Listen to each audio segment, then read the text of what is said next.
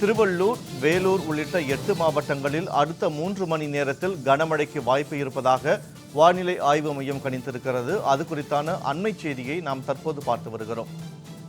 தமிழ்நாடு முழுவதும் பல்வேறு இடங்களில் பரவலாக மழை பெய்து வரக்கூடிய சூழலில் 8 மாவட்டங்களில் கனமழைக்கு வாய்ப்பு இருப்பதாக தெரிவிக்கப்பட்டிருக்கிறது. இது குறித்தான கூடுதல் தகவல்களோடு இணைகிறார் செய்தியாளர் லாவண்யா. அவரிடம் விவரங்களை கேட்டு பெறலாம். வணக்கம் லாவண்யா. 8 மாவட்டங்களில் அடுத்த 3 மணி நேரத்தில் கனமழைக்கு வாய்ப்பு இருப்பதாக தெரிவிக்கப்பட்டிருக்கிறது. திருவள்ளூர், வேலூர் தவிர்த்து மற்ற எந்தெந்த மாவட்டங்களில் மழைக்கான வாய்ப்பு இருக்கிறது? கூடுதல் தகவல்களை பதிவு செய்யுங்கள்.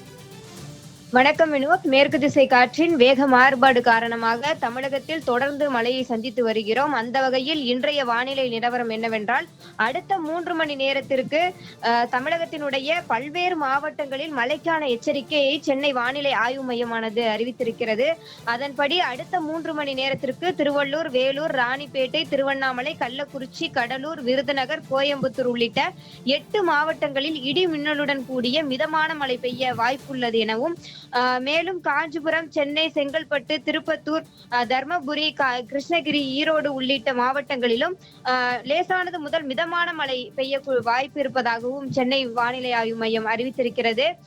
தொடர்ந்து மேற்கு திசை காற்றின் வேக மாறுபாடு காரணமாக தமிழகத்தின் முக்கிய மாவட்டங்களில் கனமழையை எதிர்பார்த்து வருகிறோம். கனமழையானது பெய்து கொண்டிருக்கக்கூடிய இந்த சூழ்நிலையிலே சென்னை வானிலை ஆய்வு மையமானது ஒரு முக்கிய அறிவிப்பை வெளியிட்டு இருக்கிறது.